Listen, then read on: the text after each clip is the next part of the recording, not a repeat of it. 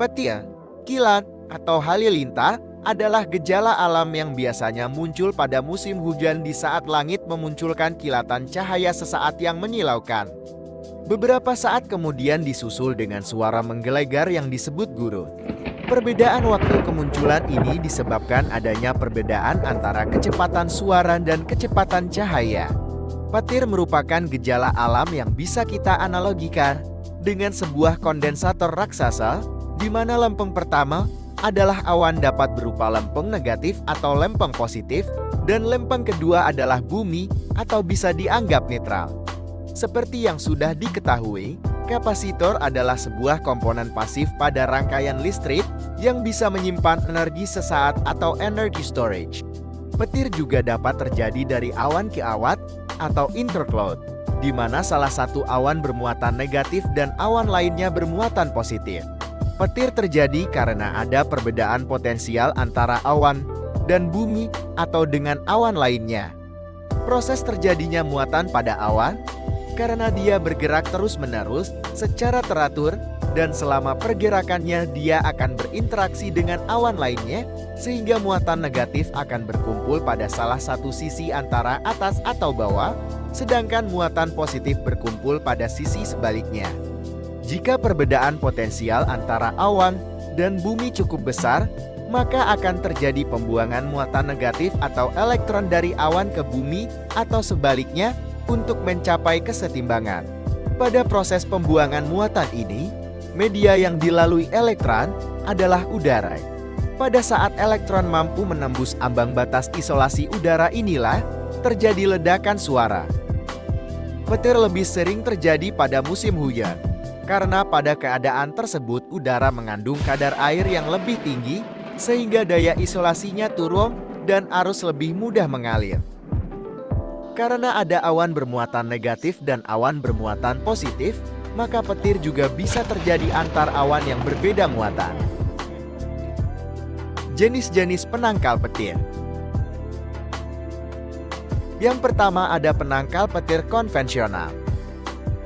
Penangkal petir konvensional tidak lepas dari sosok Benjamin Franklin, ilmuwan dan politikus terkenal yang menemukan penangkal petir pertama. Alat penangkal petir menjadi populer, terutama digunakan untuk dipasang pada gedung-gedung tinggi seperti perkantoran, hotel maupun gedung yang menaungi perangkat vital. Pada dasarnya penangkal petir bukanlah alat yang rumit dan memiliki komponen yang kompleks. Penangkal petir hanyalah merupakan rangkaian jalur yang memiliki fungsi sebagai jalan bagi kilatan petir untuk menuju ke arah permukaan bumi, tanpa merusak benda-benda sekitar yang dilewatinya.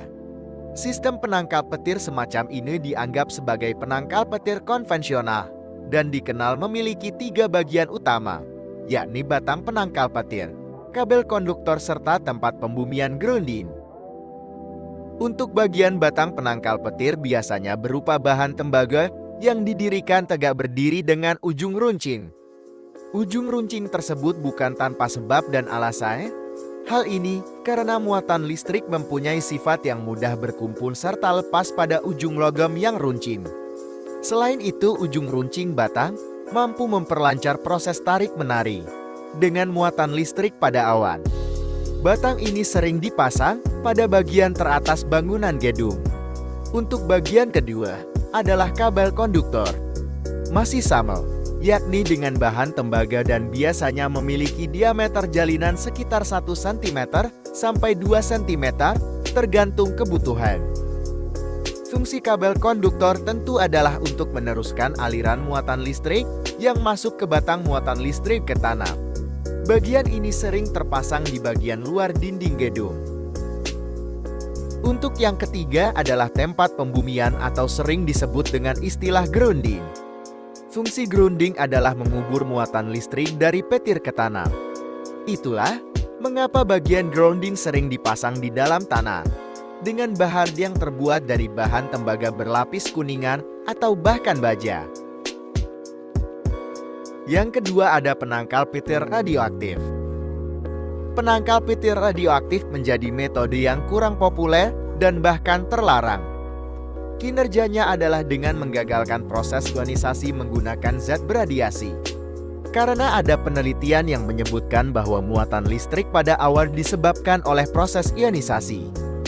Bahan zat beradiasi yang mampu menggagalkan proses ini adalah radium-226 serta amerisium-241. Kedua bahan ini dianggap bisa menghamburkan ion radiasinya serta menetralkan muatan listrik awan. Metode ini sudah terlarang untuk mengurangi pemakaian zat beradiasi. Dan yang terakhir ada penangkal petir elektrostatis.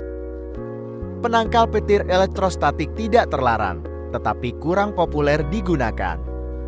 Prinsip kerjanya dianggap meniru sebagian dari metode dan sistem penangkal petir radioaktif, yaitu dengan menambah muatan pada bagian ujung finial atau splitzer agar petir selalu menuju ujung komponen ini untuk disambar. Komponen konduktor dan grounding tetap dibutuhkan untuk mengubur muatan listrik. Ada pula Lighting Protection System yang memiliki prinsip menyalurkan arus petir dengan menggunakan terminal receiver serta kabel penghantar khusus yang mempunyai sifat isolasi tegangan tinggi